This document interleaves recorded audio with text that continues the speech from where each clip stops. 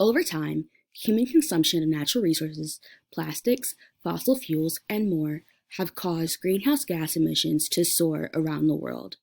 This has led to an increase in the amount of carbon dioxide in the atmosphere and ultimately an increase in average atmospheric temperature. This affects the world's oceans as they have absorbed over 90% of the excess heat in the atmosphere and about 30% of the carbon dioxide trapped in the atmosphere. This results in the average pH of the ocean surface dropping by about 0.1 units and 30% acidity. If carbon dioxide levels continue to rise at this current rate, ocean acidity will double by 2100. This absorption causes a chain of chemical reactions that result in decreased carbonate ions and increased hydrogen ions, causing the sea to be more acidic. This drastically and negatively affects marine ecosystems as many marine organisms such as plankton, coral, shells, oysters, and fish rely on carbonate ions to survive.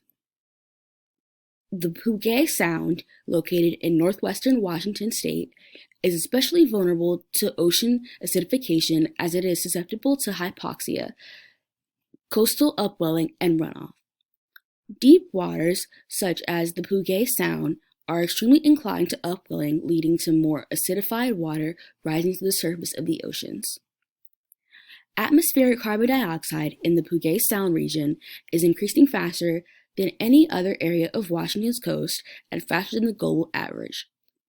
Climate change's impact on the ocean's acidification in the Puget Sound could drastically increase, as it's expected to account for 50 to 85% of the decrease in pH. This area already has an average pH of 7.8, which is acidic for seawater, as the world's average seawater pH is 8.1. The rate of acidification in this area is 10 times faster than in the past 10 million years. This drastic ocean acidification has had negative impacts not only on marine ecosystems, but on the shellfish industry. Because of the lack of carbonate ions present in seawater, and in turn, the acidity of the Puget Sound, many marine organisms that need calcium carbonate to survive are either becoming endangered or ceasing to exist. This affects the fishing economy as it needs the endangered shellfish, such as clams, oysters, and etc., to sell to others for food and ultimately to make profit. Ocean acidification almost destroyed Washington's almost $300 million oyster industry, but scientists taught growers and producers to adapt to this increased carbon dioxide of the seas and help them recover from their losses. Currently, Earth scientists continue to monitor the acidification of the Puget Sound and maintain that knowledge is power and the best way to create a solution. The Washington state government also established the Blue Ribbon Panel in 2012 to assess the issues surrounding ocean acidification in the state and recommend solutions going forward.